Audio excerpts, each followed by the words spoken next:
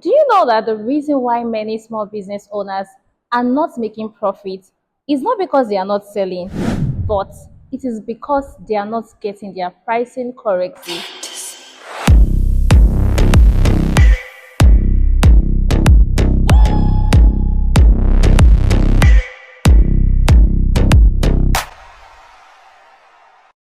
Hello everyone, welcome to yet another episode of Whip and Chat podcast.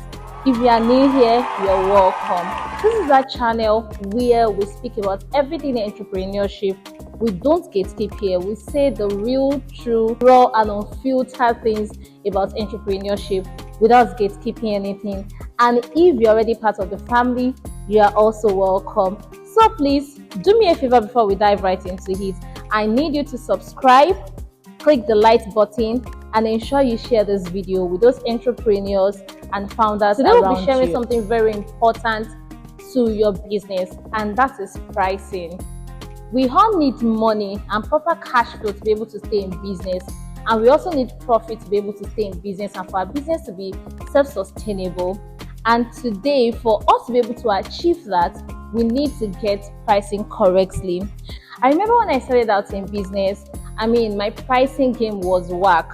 I was just doing everything but not getting the pricing right. And in that season, I discovered that I was busy in business, but I was broke, consistently broke. And until I was able to learn some of the lessons that I learned in order to be able to get my pricing game correctly, that was when the deliverance in my business began. So please, I need you to sit tight. Get your notes because we are going to be getting into the nitty-gritty of how to get your pricing game right today. So before we go into how to get your pricing right, I want us to discuss some of the mistakes that people make when it comes to pricing. And the number one of such mistake is that people copy their competitors' prices without knowing their costs. This is one of the biggest mistakes that people make. When they want to price their products, they just go online, look for how much their competitor is selling, and they put that price tag on their products without knowing what it actually costed them to be able to produce such. There are so many dynamics to the way each individual prices their products, and if you don't understand that, but you just go ahead to copy them, you might be setting yourself up for failure in your business. Then the second thing is underpricing to attract customers. This one is also a very important one. You will see so many people out there underpricing their product just so they could attract customers.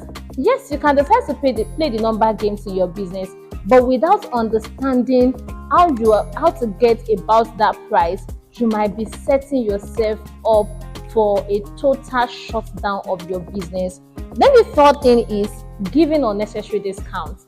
Sometimes I see business owners, when someone wants to buy from them in bulk or wholesales, they give discounts that are unreasonable.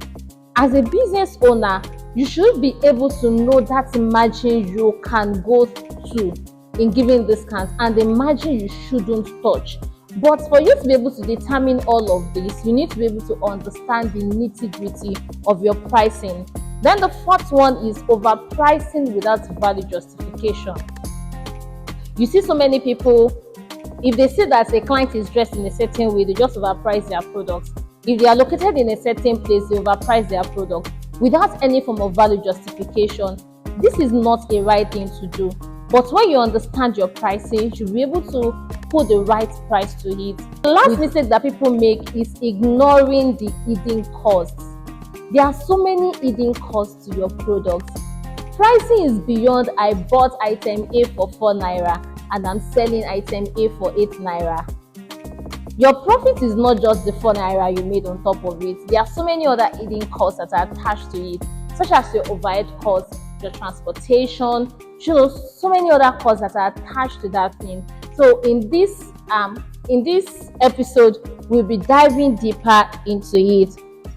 Now, I want us to get into the real deal. How do you actually determine the right price for your products? The number one step in determining the right price for your products is list all your direct costs. This is very important, such as your raw materials, your packaging, your labels, what is going to the production of that product. And I want us to use a real life scenario. For example, if you're a fashion designer and you are in the space, you are in the ready to wear space, you want to determine what the price of a two-piece for a lady or a two-piece for a man would cost. One of the things you want to do is list out everything that you need to produce a two-piece. From how many yards of these certain materials am I using to produce the clothes? How many thread am I using to produce the clothes? My needle, you need to factor the price of your needle into it, because you see sometimes you are sewing a dress, your needle breaks in the middle of it. I mean, you definitely have to change that needle. So depending on the frequency of the breakage of the needle, the price has to be factored into it. The button you'll be using to fix on that clothes has to be factored into it.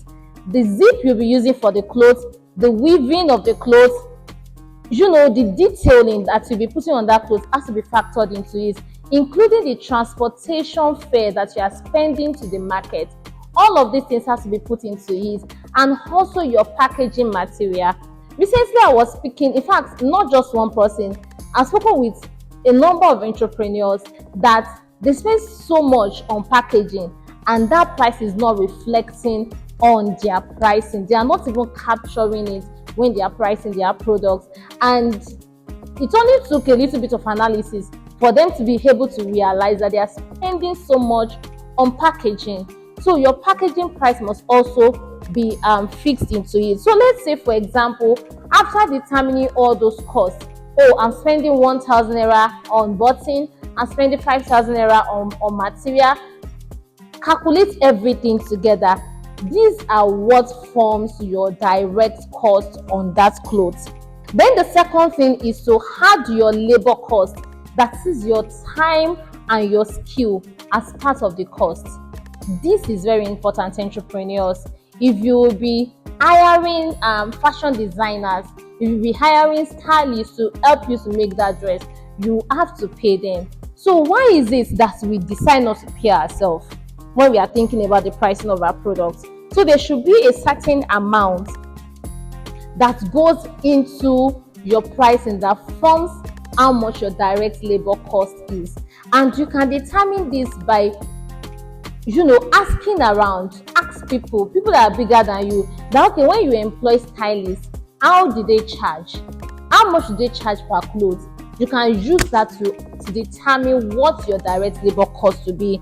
Then the next thing is to add a profit margin depending on your product or industry. It could be 20%, it could be 40%, it could be 50%. In fact, in some cases, it could be 100%, depending on your industry. All right. So after adding the profit margin to it, there is yet another part that you have to consider, and that is the overhead costs. I know this already sounds like a big word, but it is something that you need to understand. And in the next episode, we'll be talking in details about what overhead cost entails and how you can be able to determine the overhead cost for your product, and how to wrap all this together to be able to ensure that your pricing game is on point at all times. Okay, so in the next episode, we'll be discussing how to determine your overhead cost and how to incorporate it into each product that you are selling. So guys, if you've stayed up until this time, I want to say thank you. Please don't forget to subscribe to the channel, give this video a thumbs up, and share it with everyone around you so that they can also learn. I also want you to follow me on all my social media handles. The link will be in the caption. All right, bye.